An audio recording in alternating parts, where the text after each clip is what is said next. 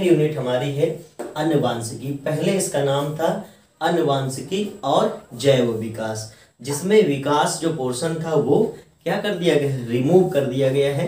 तो विकास पोर्शन हम नहीं पढ़ेंगे, हम क्या पढ़ेंगे, सिर्फ आनुवांशिकी पढ़ेंगे, क्योंकि जो 70% आपके लिए बहुत ज़्यादा मेन है उसको पढ़ना बेहद जरूरी है। विकास कभी और पढ़ लेंगे। तो हम बात करेंगे सिर्फ आनुवांशिकी के बारे में, और ये है यूनिट सेकेंड।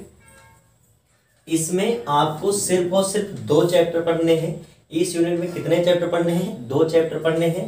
पहला चैप्टर है वंशागति और विविधता, वंशागति और विविधता, मेंडलीय वंशागति, मेंडलीय अनुपात से विचलन, मेंडलीय अनुपात से विचलन। ये पहले चैप्टर का नाम है, काफी लंबा नेम है, लेकिन इसमें मतलब काफी चीजें आप पढ़ने को पाएंगे। और ये कितने नंबर का होगा, ये समहाउ कितने नंबर का होगा, 10 मार्क का होगा। अर्थात 10 नंबर का जो क्वेश्चंस होंगे वो कहाँ से दिए जाएंगे, चैप्टर नंबर 5 से।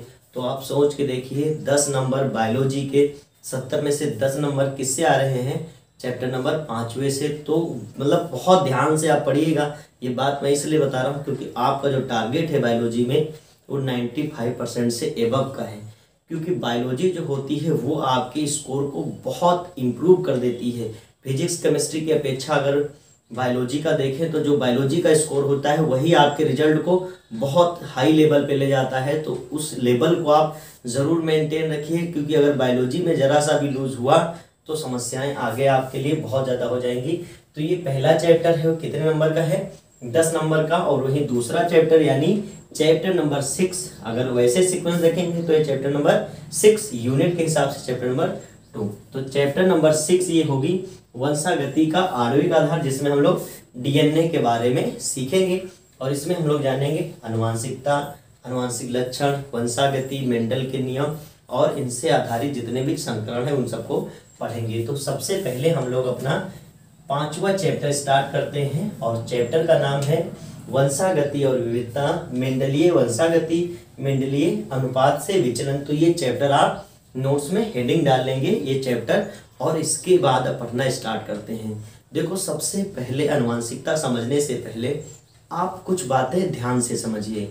सबसे पहले आप अपने पापा मम्मी को देखते होंगे और साथ साथ में खुद को देखते होंगे, तो बहुत ज़्यादा आपके अंदर जो लक्षण होते हैं वो किसके होते हैं, मम्मी पापा के होते हैं। और आपके जो भाई बहन हैं उनका चेहरा भी आपसे कुछ ना कुछ मिलता होता है। कुछ ना कुछ आप लोग किससे मिलते हैं, अपने मम्मी पापा से, और कुछ ना कुछ आप एक दूसरे से मिलते हैं। साथ साथ में भिन्नताएं भी पाई जाती हैं, अर्थात आप हूबहू अपने पिताजी के जैसे नहीं हैं और आपका भाई भी हूबहू आपके जैसा नहीं है। तो कहने का मतलब समानताएं भी पाई जा रही हैं और विभिन्नताएं भी पाई जा रही हैं। तो कोई ना कोई कारक इसके पीछे जरूर होगा। उन्हीं सभी बातों को हम लोग जानने वाले हैं। तो सबसे पहले हम लोग जानते हैं उसका जो कारक है या लक्षण है वो है आनुवांशिक लक्षण। आनुवांशिक लक्षण ऐसे ही आप नाम से ही पता कर सकते हैं कि किसी जीव के, क्योंकि जब जनन हम लोग पढ़ रहे थे, ध्यान से समझिएगा, जब जनन हम पढ़ रहे थे तो हमने क्या जाना था, किसी जीव की वह क्षमता जिससे क्या करता है, वो अपने समान जीव उत्पन्न करता है। तो अपने समान जीव उत्पन्न क्यों कर पाएगा, क्योंकि उसके जो लक्षण है उसमें जा रहे हैं, तभी तो उसी के समान होगा। जैसे कुत्ते का जो बच्चा होगा वो पिल्ला ही होगा, ऐसे गाय का बच्चा बछड़ा होगा, है ना, शेर का बच्चा शावक होगा। कहने का मतलब मानव का बच्चा जैसा दिखेगा, गाय का बच्चा गाय के बच्चे जैसा लगेगा, बकरी के बच्चे जैसा नहीं लगेगा, और जो बकरी का बच्चा है वो बकरी के बच्चे जैसा दिखेगा। लेकिन आपने देखा होगा, अब हमने बात की ना, एक तरफ गाय का बच्चा लेते हैं, एक तरफ बकरी का बच्चा, दोनों अपने मम्मी पापा जैसे हैं, अर्थात वो बकरी है और वो गाय है, लेकिन हूबहू अपने जनक जैसे नहीं है। तो इससे हमें एक आइडिया ये जरूर मिल जाती है कि कुछ लक्षण ऐसे होते हैं जो संतानों में ट्रांसफर होते हैं, कुछ लक्षण संतानों में ट्रांसफर होते हैं, जबकि कुछ लक्षण जो होते हैं वो संतानों में ट्रांसफर नहीं होते हैं। तो उन्हें को हम डिटेल में अब पढ़ेंगे, और सबसे पहले स्टार्ट करेंगे आनुवांशिक लक्षण। जीवों के वह सभी लक्षण जो एक पीढ़ी से दूसरी पीढ़ी में स्थानांतरित होते हैं। बात यहाँ जीवों की गई है, सिर्फ मानव की बात नहीं किया गया है। अर्थात सभी जीवों में जो अनुवांशिक लक्षण होंगे वो एक पीढ़ी से दूसरी पीढ़ी में स्थानांतरित होंगे, तभी उनकी जो संतानें होती हैं तो वो उनके जैसी होती हैं। जैसे हम पौधों का अगर एग्जाम्पल लें तो जो आम का पौधा होगा वो किसके जैसा दिखेगा? इमली के जैसे तो बिल्कुल नहीं दिखेगा, दिखेगा नहीं दिखेगा ना, तो वो कैसा होगा? आम के जैसा ही होगा। ऐसे जामुन का जो पौधा होगा वो कैसे दिखेगा? केले के जैसे नहीं ना, वो भी जामुन के जैसे होगा। ऐसे केले का जो पौधा होगा, नई संतान होगी वो भी केले के जैसी दिखेगी। तो यही बात यहाँ कही गई है कि जीवों के वे सभी लक्षण जो एक पीढ़ी से दूसरी पीढ़ी में स्थानांतरित होते हैं, वंशागत, इसको इंग्लिश में हेरिडिटेरी, या अनुवांशिक लक्षण जिसको इंग्लिश में जेनेटिक कैरेक्टर्स कहते हैं। तो कहने का मतलब आप समझ गए कि जीवों के वह सभी लक्षण जो एक पीढ़ी से दूसरी पीढ़ी में स्थानांतरित होते हैं वंशागत या अनुवांशिक लक्षण कहलाते हैं। और जो ये प्रक्रिया होती है उसको कहते हैं वंशागति। क्या कहते हैं? वंशागति या अनुवांशिकता, इनहेरिटेंस कहा जाता है। तो कहने का मतलब जीवों के वह सभी लक्षण जो एक पीढ़ी से दूसरी पीढ़ी में स्थानांतरित होते हैं। अब परिभाषा एक बार मेरे साथ जरूर रिपीट कर लिया करो, जिससे चीजें आपको क्या हो जाएंगी? दिमाग में सही से फिट हो जाएंगी। वंशागत या अनुवांशिक लक्षण कहते हैं तथा स्थानांतरित होने की यह प्रक्रिया अनुवांशिकता अर्थात इनहेरिटेंस कहलाती है। Okay, good. अब बात करते हैं कि आखिर विज्ञान की एक ऐसी शाखा है जिसमें इन अनुवांशिक लक्षणों की, विभिन्नताओं की, समानताओं की, सबको एक अलग शाखा के रूप में अध्ययन किया जाता है। उसको क्या कहेंगे? अनुवांशिकी। तो जो हमारी अगली हेडिंग होगी, हालांकि एग्जाम में आपसे ऐसे नहीं क्वेश्चन पूछा जाएगा कि अनुवांशिक लक्षण क्या है या अनुवांशिकी क्या है, लेकिन आपको ये जानना बहुत ज़्यादा जरूरी होता है, क्योंकि जब आपका बेसिक कंप्लीट होगा तो आप स्टैंडर्ड लेवल पर अच्छे से समझ पाएंगे। तो बात करते हैं अनुवांशिकी की। अब अनुवांशिकी समझने से पहले आप अनुवांशिक लक्षण समझ चुके हैं कि वे लक्षण जो एक पीढ़ी से दूसरी पीढ़ी में स्थानांतरित होते हैं क्या कहलाते हैं? अनुवांशिक लक्षण कहलाते हैं। जैसे एग्जाम्पल में लेते हैं हम लोग, मानव का एग्जाम्पल ले लेते हैं। आप अपने पिताजी से तुलना करिएगा आज और लिखिएगा डायरी में कि आपके कौन कौन से लक्षण आपके पिताजी से मिलते हैं। इसमें क्या क्या मिल सकता है? जैसे नाक की आकृति, आंख की बनावट, बालों का घुंघराला होना, कान की बनावट, आवाज भी आपकी पिताजी से मिल सकती है। कहने का मतलब कुछ स्वभाव होता है जैसे गुस्सा हो गया या मृदुभाषी स्वभाव। पिताजी का पता चले मृदुभाषी स्वभाव, बहुत अच्छा बोलते हैं तो बच्चा भी बहुत अच्छा बोलता है। तो कुछ स्वभाव होते हैं, आकृति होती है, बनावट होती है। ये सभी लक्षण क्या होते हैं? ट्रांसफर होते हैं एक पीढ़ी से दूसरी पीढ़ी में। जैसे दो भाइयों की आवाज सेम मिल सकती है, आपको चेहरे कुछ एक जैसे दिख सकते हैं। तो कहने का मतलब अनुवांशिक लक्षण आप समझ चुके, कोई दिक्कत नहीं आपको। अनुवांशिकी की बात करते हैं तो जीव विज्ञान की वह शाखा जिसके अंतर्गत जीवों में जो अनुवांशिकता होती है, अंतर्गत अनुवांशिकता कामा अनुवांशिक लक्षणों एवं जीवों की समानताओं तथा विभिन्नताओं का अध्ययन किया जाता है, अनुवांशिकी कहलाती है। परिभाषा एक बार फिर से बता देते हैं कि जीव विज्ञान की वह शाखा जिसमें जीवों में होने वाली अनुवांशिकता, अनुवांशिकता क्या है? अनुवांशिक लक्षणों की वंशागत होने की प्रक्रिया ही क्या है? अनुवांशिकता है। कहने का मतलब आप ये समझिएगा।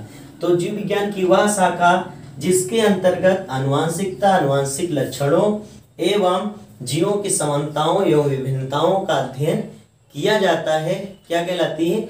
अनुवांशिकी कहलाती है, अर्थात जेनेटिक्स कहलाती है।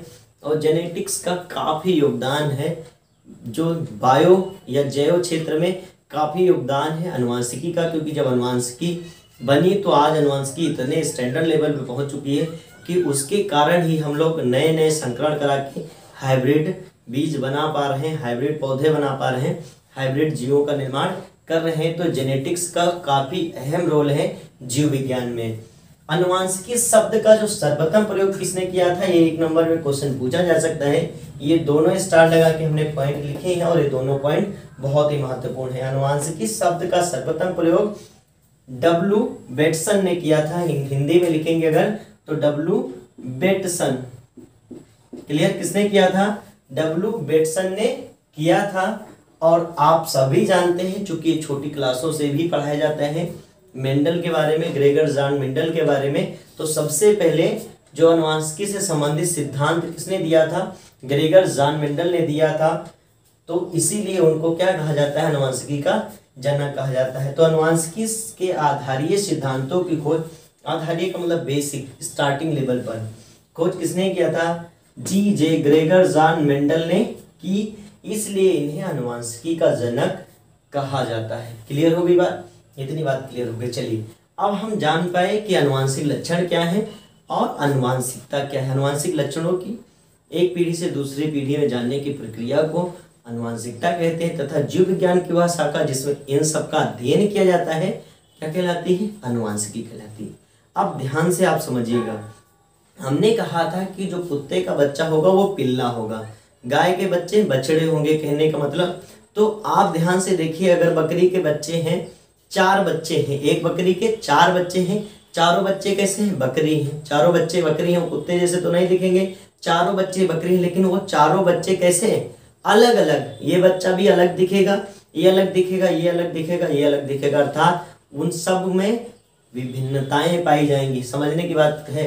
ऐसे आप स्वयं सोच के देखिए कि 2 भाई आप हैं तो दोनों भाई सेम और हूबहू एक जैसे नहीं होंगे, अर्थात दोनों में कुछ न कुछ असमानताएं पाई जाएंगी और इन्हीं असमानताओं को हम कहते हैं विभिन्नताएं। तो जब हम अनुवांशिकी पढ़ रहे होते हैं तो विभिन्नताओं को समझना भी बहुत ज़्यादा जरूरी होता है।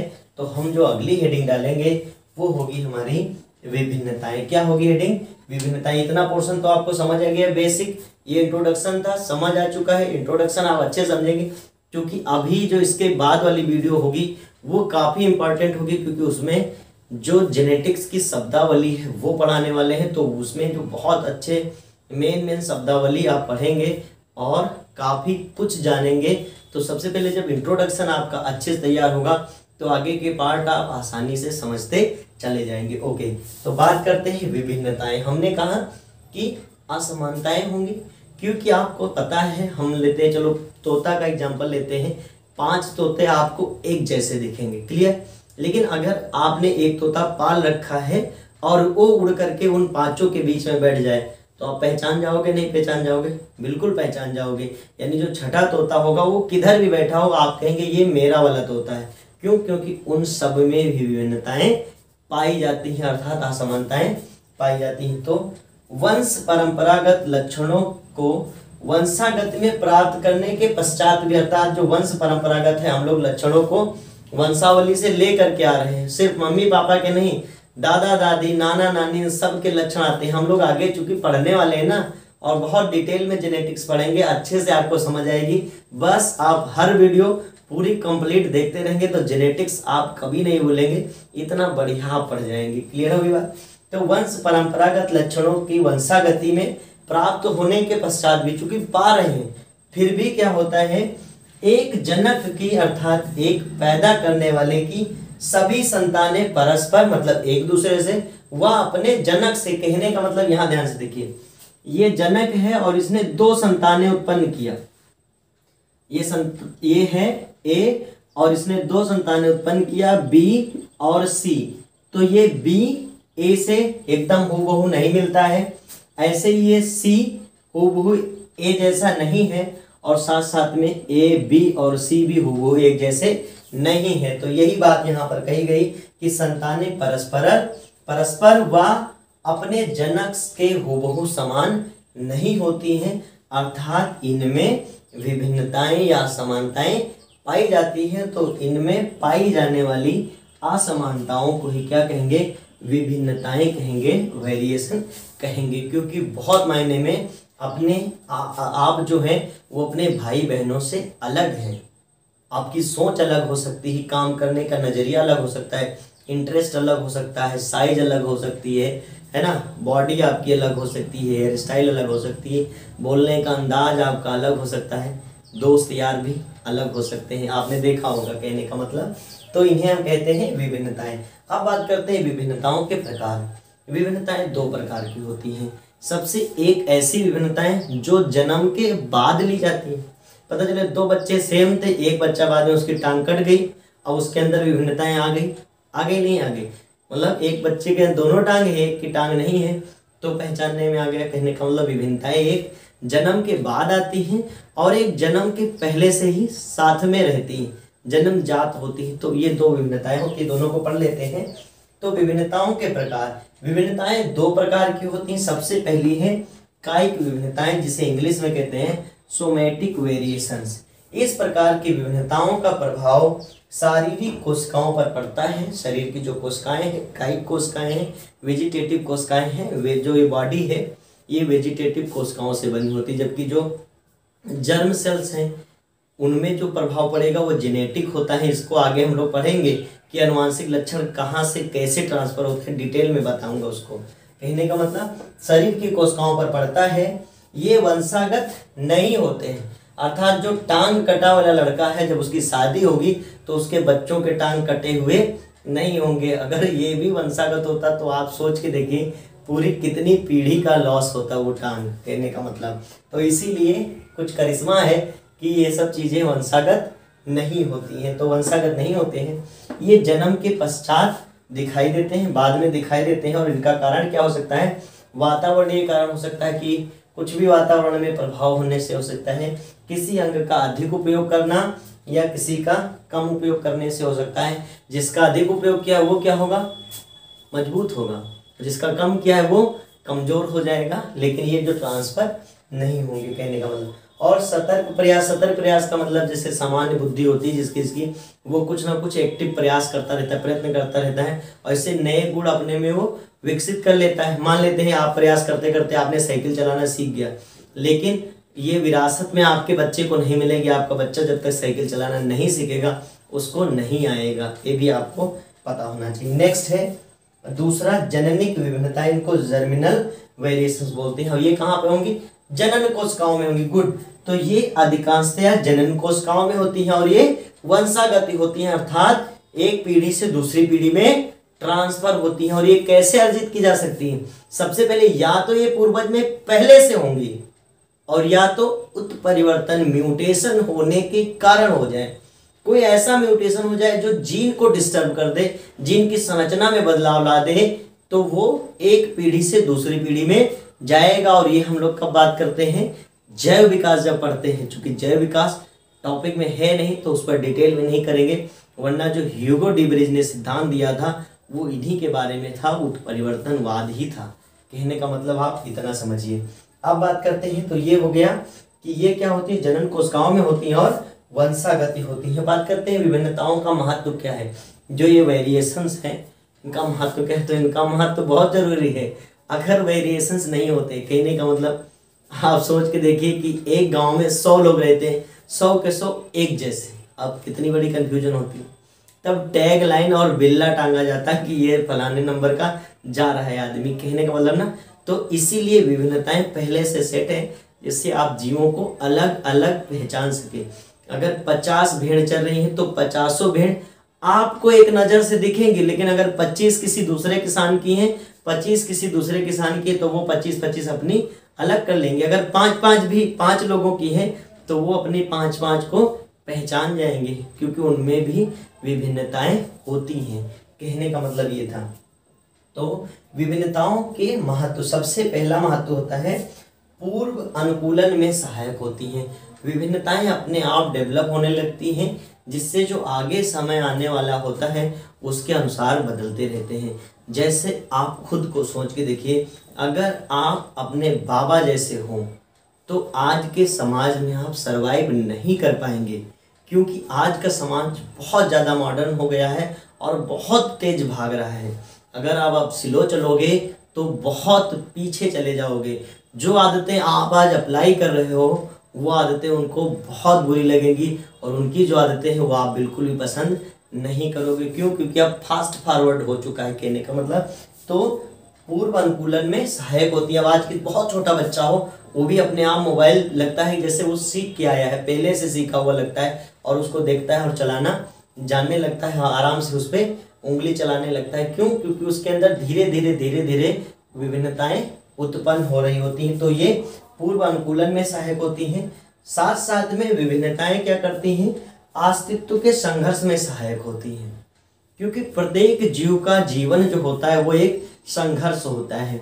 अब विभिन्नताएं आपके अंदर ना आए, आप जैसे कक्षा 8 में थे, अगर आज भी वैसे हैं, आप में विभिन्नताएं वेरिएशंस नहीं देखने को मिल रही हैं तो फिर विकास कैसे होगा। तो विभिन्नताएं जो हैं वो विकास और जीव के अस्तित्व संघर्ष के लिए बहुत ज़्यादा जरूरी होती है।